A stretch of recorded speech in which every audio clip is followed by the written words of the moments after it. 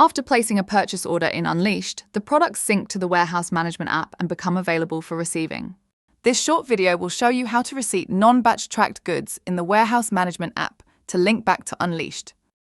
In the app, click on the Receive Goods tile to view the list of placed purchase orders. Select the purchase order to view the products awaiting receipt.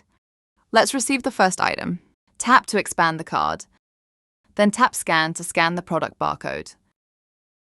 The received quantity increments by 1 if the scanned product barcode is correct. You can increment the receipt quantity by tapping on the plus button, or simply tap on the input field to enter using your keypad. I'll go ahead and fast forward through receiving the rest of these items.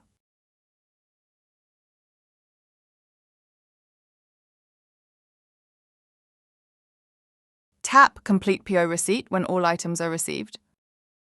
This displays the receipt summary for review. Tap Put Away Later, and you can move on to receiving other purchase orders.